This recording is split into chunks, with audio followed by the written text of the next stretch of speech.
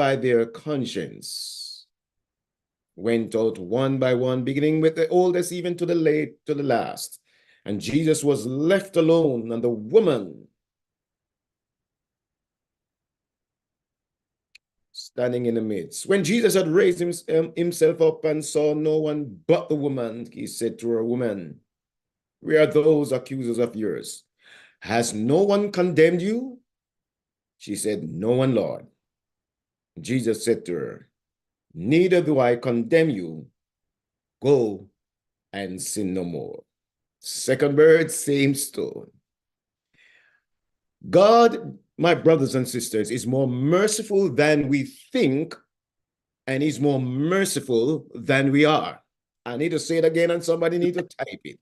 And God is more merciful than we think, and he's more merciful than we are. Oh, let me see if I can expand it. God is more merciful than we think he is merciful, and he's more merciful than we are merciful. Mercy. Over the years, my brothers and sisters, we have observed the grace of God. If you're a diligent Bible student, we've observed the grace of God evident in the forgiveness extended to the woman caught in adultery, haven't we? We say God's mercy was upon this woman. The question is that I raised tonight, was grace similarly extended to others involved in this narrative? Allow me to delve deeper into the story to explore and address this inquiry. The case in front of us is watertight. Verse 3 to 5. Then the scribes and the Pharisees brought to him a woman caught in adultery. And when they had set her in the midst, they said to him, "Teacher, this woman was caught in adultery, in the very act. Now Moses in the law commanded us that such should be stoned. But what do you say?" It's a watertight case. Let me place it in front of you. Will Jesus usurp Roman authority? Remember, the Romans are in town. They are the government. Will Jesus usurp Roman authority? That would be treason. Will he set aside Moses' law? Then he would be stripped of moral authority. It's a watertight case. I've got to hand it to these individuals. Throughout my years in ministry, and it's been a few years well, throughout my years in ministry, I've never caught anyone in the act. I have heard of pastors resorting to sneaky tactics to catch members red-handed. I say, right up front, let's err on the side of mercy, not on the side of severity. Mercy. The moment is pregnant with tension, brothers and sisters, everyone on this platform. We have here hard-faced dignitaries versus one trembling woman. These hard-faced dignitaries are demanding their pound of flesh. And the trembling woman dares not look up at the master. The question persists, what will Jesus do? How will he navigate this tricky predicament? Will Jesus usurp Roman authority? Will he set aside Moses' law? It's one or the other. Really? Well, above life's mysteries, riddles, and puzzles stands God. Somebody ought to say amen. I said, above life's mysteries, riddles, and puzzles stands God. I'm trying to say this evening, finite minds cannot outfox infinite wisdom. Finite minds cannot outfox infinite God. As Psalm 90 verse 2 says, before the mountains were brought forth, or ever you had formed the earth and the world, even from everlasting to everlasting, you are God. I'm getting all excited. So can I give you an advice, my brothers and sisters, my dearly beloved brothers and sisters? Before you face the world, face God. I got to say it again. Before you face the world, you face God, because he's got the whole world in his hands. I need that spotlight on me. He's got the whole world in his hand. So Mm. what does Jesus do? He pauses, he keeps silent, then he fingers words on the ground. Are you super stressed out? Question. Do you have storms? Are there mountains you can't climb? Are there rivers you can't cross? Pause. Be still. There's a time when you gotta pause and be still. The songwriter said, there is a quiet place far from the rapid pace where God can soothe my troubled mind. I've got to pause and connect with God when the situation is overwhelming me. Jesus fingers words on the ground. Then comes a famous statement, words we know, he that is without sin, let him cast the first stone. In these words, Jesus appealed to the law. Mercy. They brought the law before Jesus. Let me open it up for you, because I'm not certain we preachers have done a good job of opening up what Jesus did. So there are at least 5 things that the law demanded concerning adultery. Number 1, guilt must be established by 2 or 3 witnesses. Well, in this case, there were so many Pharisees around, so I would give them a check mark. They make that requirement. Number 2, perjurers were to suffer the penalty inflicted on the accused if you lied against a person. Well, they didn't lie. The woman was caught in adultery. Number 3, it was a duty of the husband to take action against the adulteress. Question. Where is the husband in this story? He should be the one to take first action. He should be the one to accuse. Number 4, both parties guilty of adultery are to be tried and executed. You ask the question, where is the partner in crime? I don't see him. You don't see him. Number 5, the witness motives must be pure. Must be pure. The question you asked, was there malicious intent behind the plotting, scheming, and conniving of the religious leaders? Well, open up the scriptures again. Verse 5 says, now Moses in the law, I'm still in John chapter 8. Now Moses in the law commanded us that should be stoned. But what do you say? Verse 6, read verse 6. This they said, testing him, that they might have something of which to accuse him. Do you notice the focus is on Jesus? The focus is on trapping Jesus. It's not about administering justice on the woman or adherence to Moses' law, but rather to trap Jesus in his response. It was a cunning ploy to discredit him, undermine his teaching, and eventually destroy him. But let me go to the servant of the Lord, Ellen G. White, Desire of Ages, one of my favorite books. Page 461. I'm staying at page 461. I'm going to show you a few statements from there. Page 461. They had, Ellen White says, I quote, they had themselves led their victim into sin that they might lay snare for Jesus. Mercy, mercy, mercy, mercy. Let me read it again. You're missing.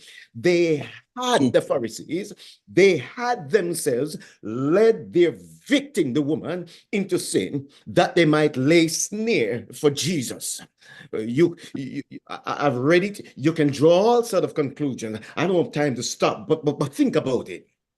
In other words, they were malicious witness. And Moses' law say you can't be a malicious witness concerning adultery. Without sin, without sin. He that is without sin. It's not saying that I am a sinner and I can't bring a matter. That's why we have church boards. But Jesus right here transcended mere motives and delved deeper. And so the question I raise, if you understand Jesus' question, he that is without sin, are you deliberately, I'm talking to First Hebrew, I'm talking to everybody on this line, are you deliberately engaging in sin? I'm not referring to occasional slips or accidental falls into wrongdoing, but rather willingly wallowing in the depths of sin like a pig in mud. Question. Let me throw up James chapter 4, 1 to 8. I'm not going to read all of it. So you write it down, James chapter 4, 1 to 8. And James was talking to church people who are always in contention and quarrels. What causes fight? James chapter 4, 1 to 8. I begin with verse 1. What causes fights and quarrels among you, church people? Don't they come from your desires that battle within you? You want this, you want that, your selfish desires. You desire but do not have, so you kill. But is that necessarily a literal killing? We kill with our mouths. You covet, but you cannot get what you want.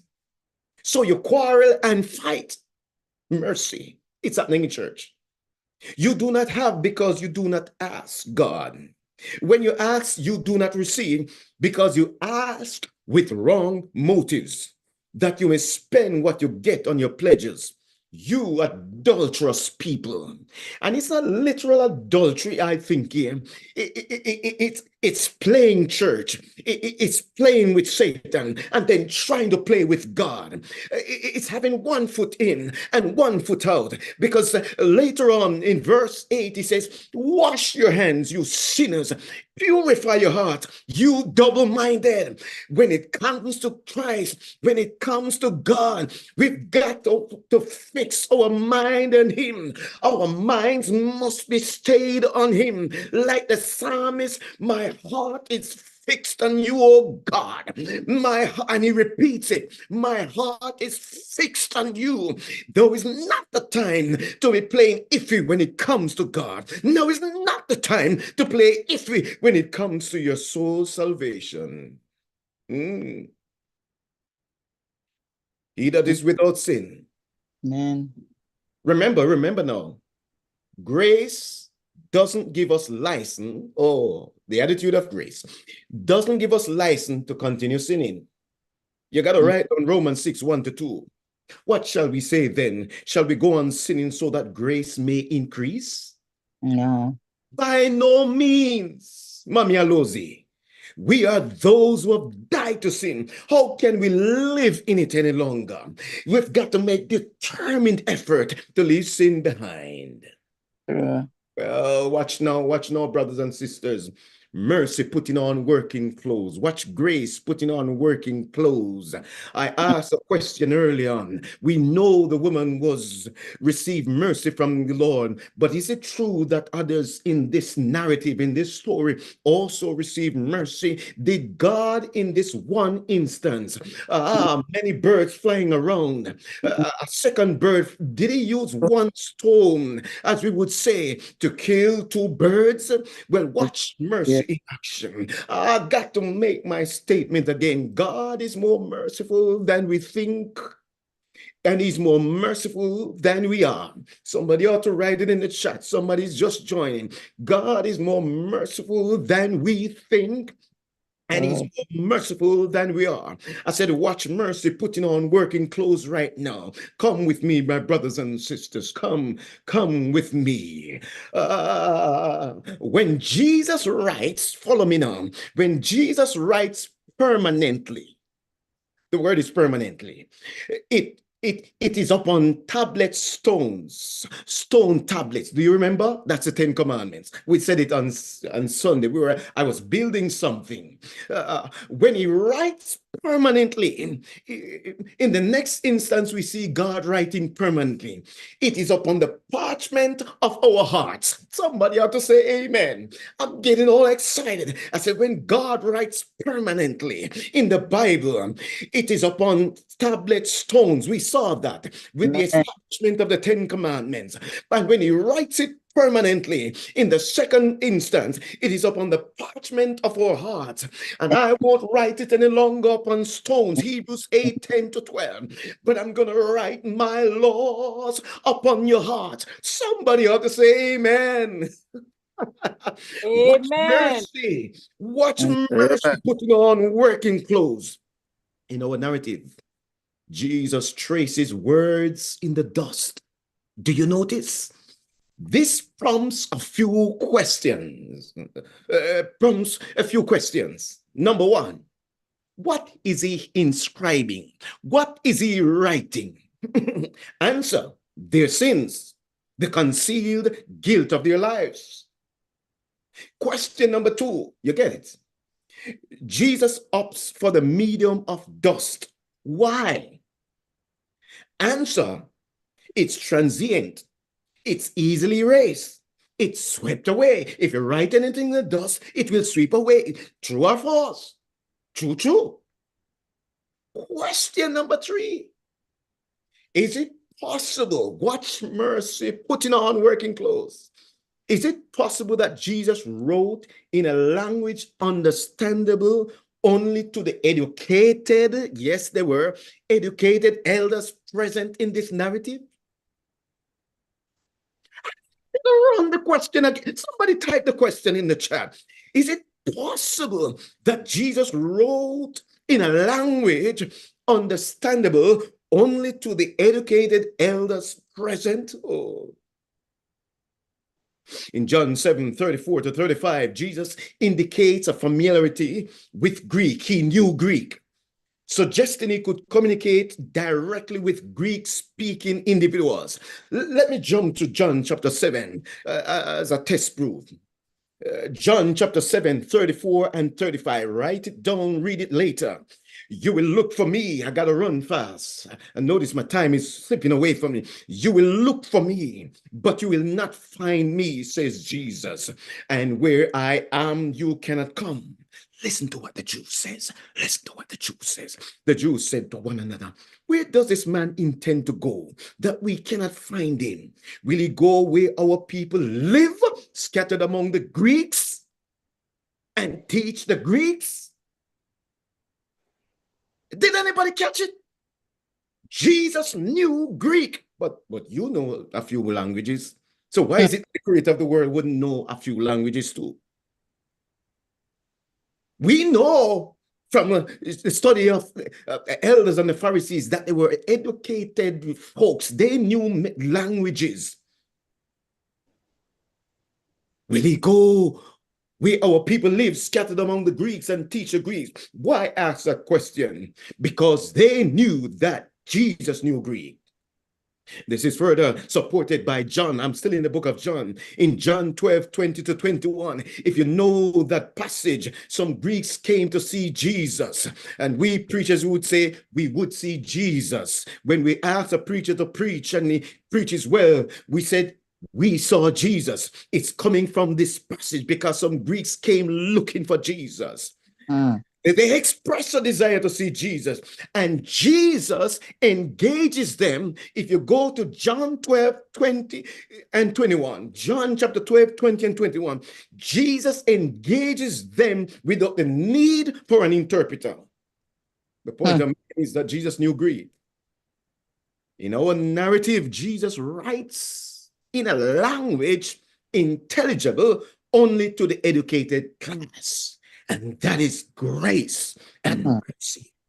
I said, that's grace and mercy. Amen. Oh, you don't catch it yet. You don't catch it yet. So let me pull up Ellen White again. Page 461, Desire of Ages, paragraph 2.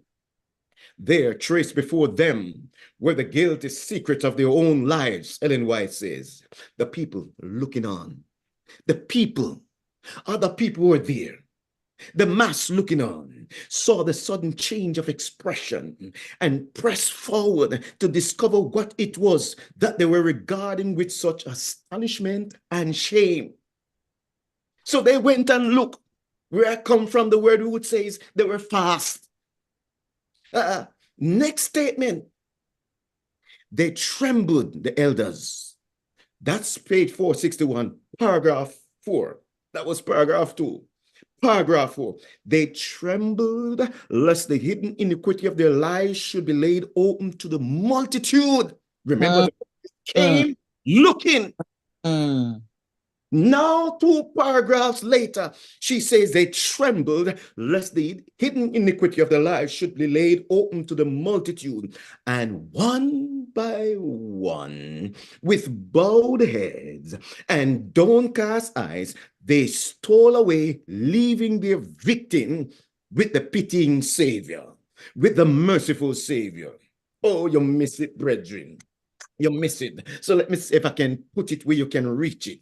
If I were calling the shots, if I were Jesus, if they came accusing me, if they came trying to trap me, I'd plaster their sins across the front pages of the New York Times. If I were calling the shots, you're perfect. You're wonderful people, but I'm talking about me. My heart still needs some converting.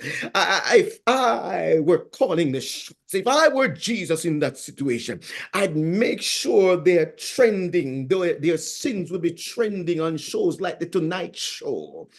If I were Jesus, if I were calling the shots, I'd have their misdeeds buzzing on CNN. And let's not forget the social media frenzy. I'd have them trending everywhere from Facebook to Twitter to Instagram and all the other stuff. If I were Jesus, but Jesus did not do that. He didn't write their sins on a stone so everybody could see it permanently. He wrote it on dust so that after writing it, the wind would blow it away. That's mercy in action. That's grace in action. Don't tell me that Jesus is not a gracious God. Don't tell me God is not a merciful God. But God is more merciful than we think, and He's more merciful than we are. Can I say it again? God is more merciful than we think, and He's more merciful than we are. Somebody ought to say amen. Amen. Amen. Amen. I'm getting all excited about this. Exodus 34, 6 and 7 established the mercy of God. Moses said, Lord, I want to see you. I want to see your character. Can you give me a little bit of your character? And God says, the Lord, the compassionate and gracious God. Exodus 34, 6 and 7. Slow to anger. Why are we so quick to anger? We're not following the master.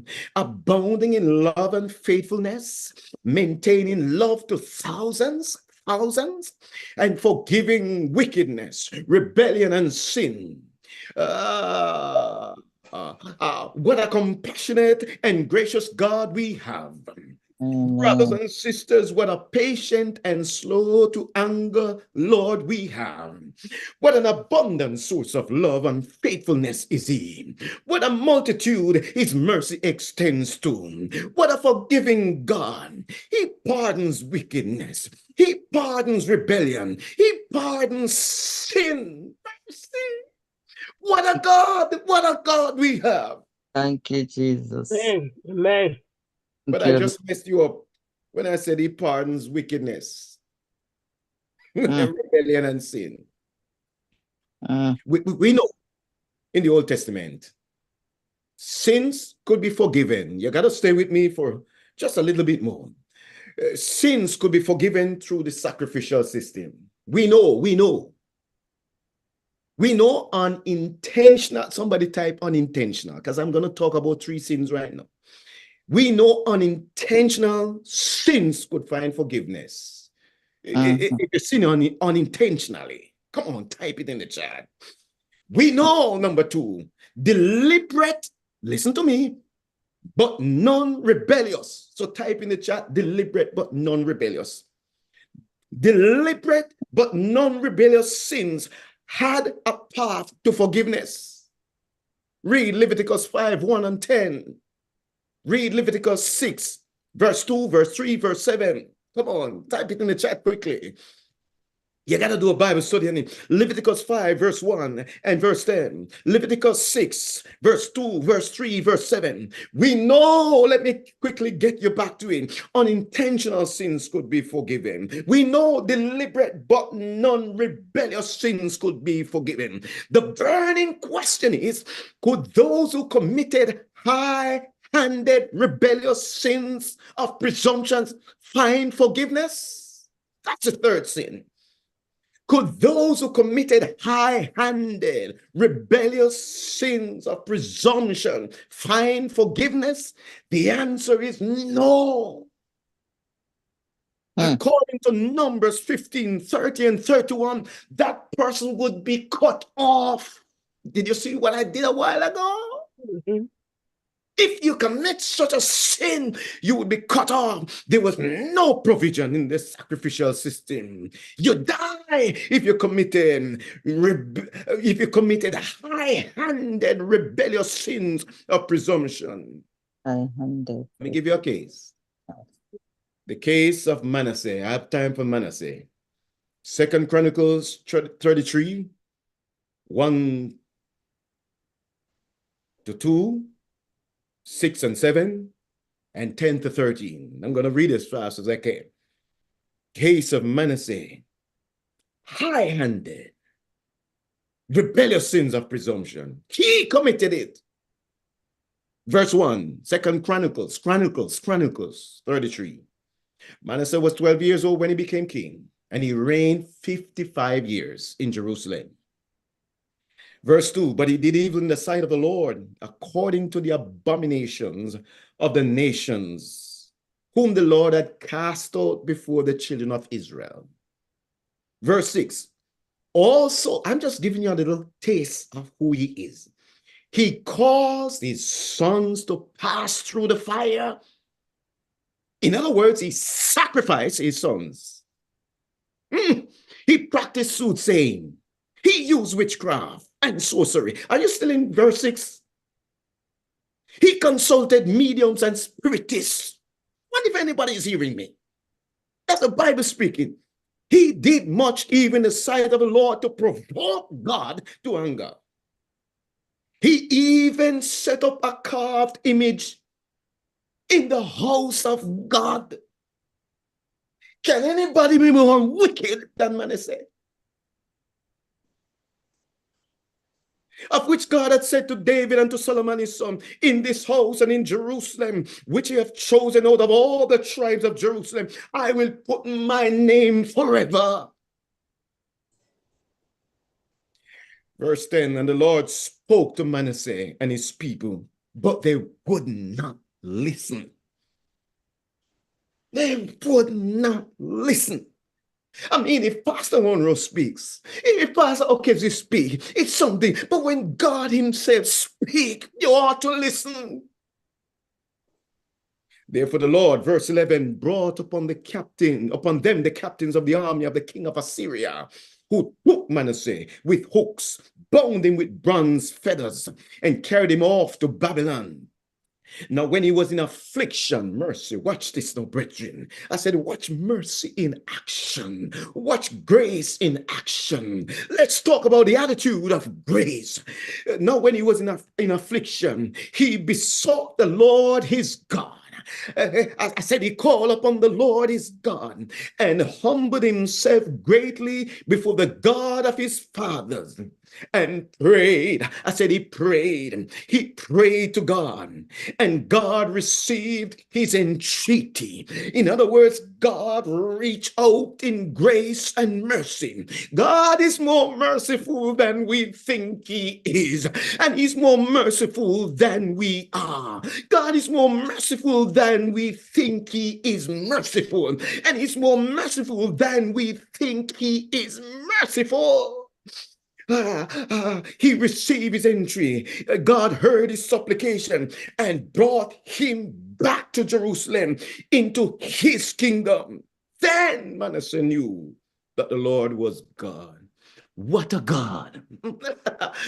Can I get back to praising my God? Because I stopped to teach you something there.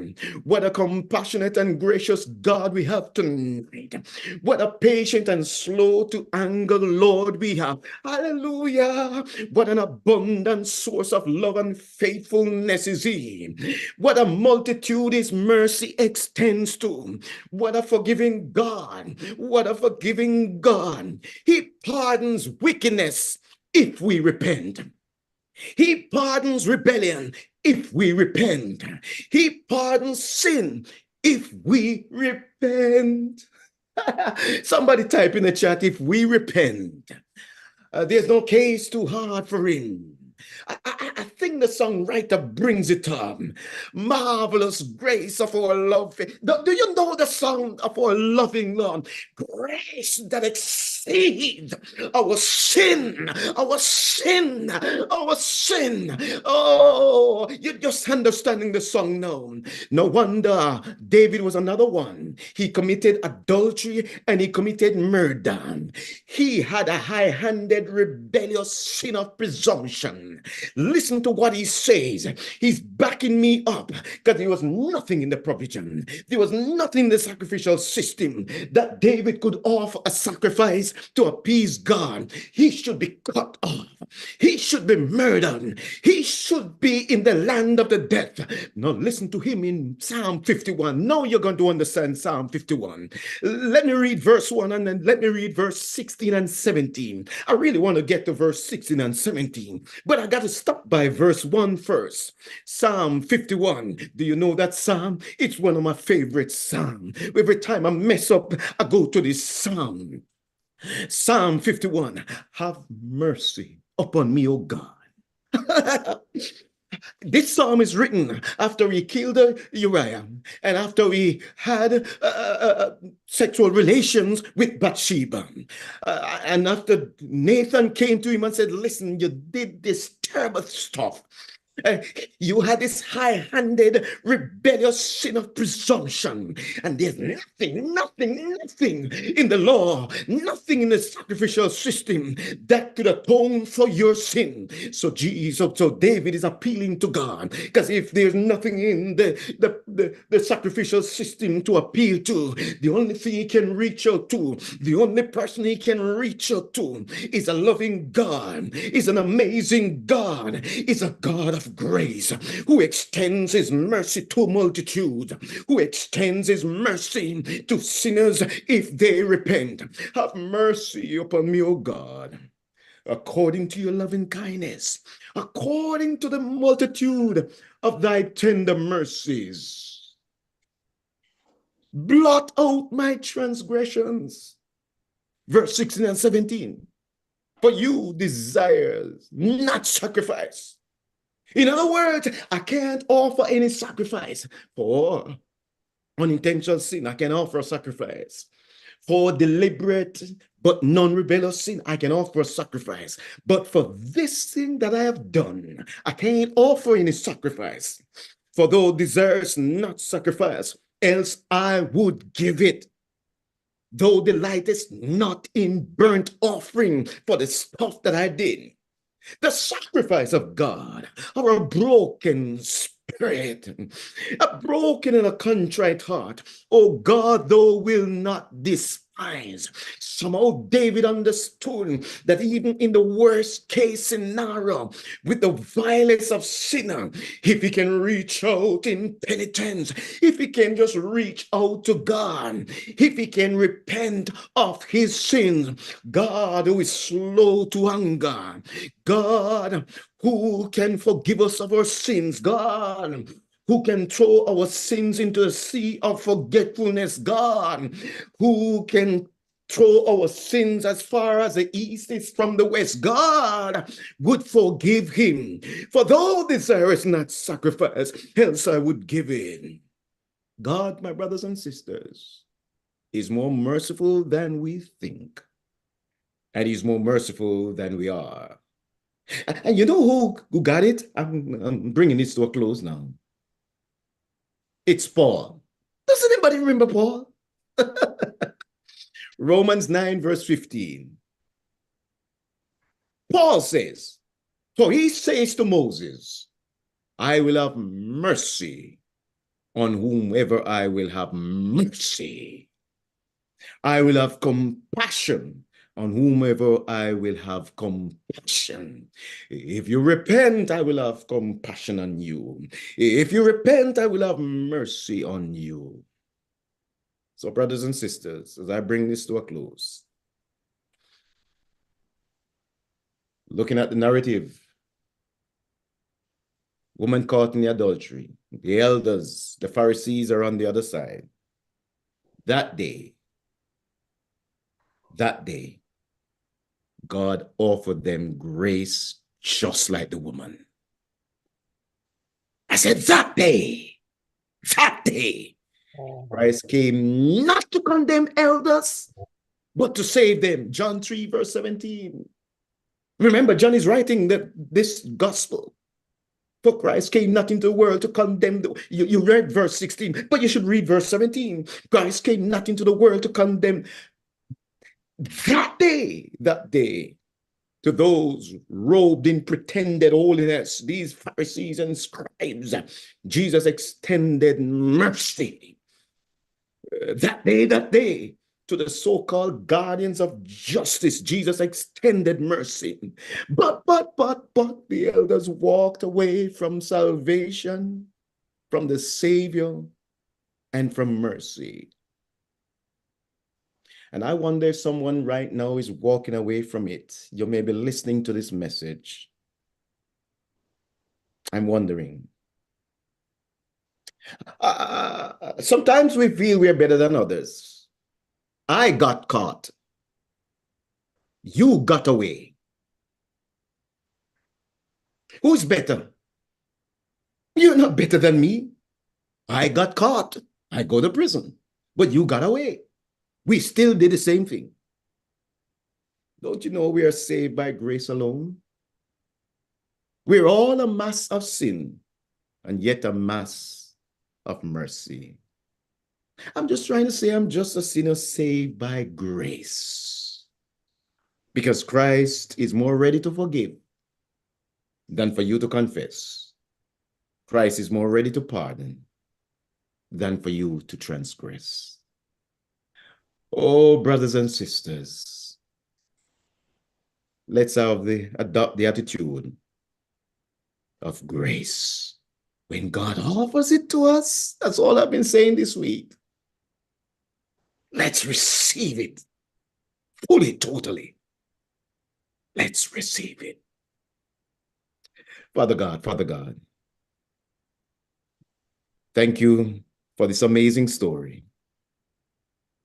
A story where you offered grace to both set of individuals, to this woman caught in adultery, publicly, and to the Pharisees, the scribes, the elders, who were sinning secretly. One got caught, the other didn't.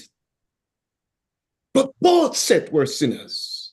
And the truth be told, Lord, we are in that same boat. For we have sinned, we have sinned, we have sinned. We have sinned even when we know better. We have sinned even when we have read our Bible so many times. But thank you for your grace and your mercy. Amen. Exceed all our sinfulness. May it clothe us in our right minds. Bless someone tonight. Bless someone tonight. You know in which way you need to bless that person.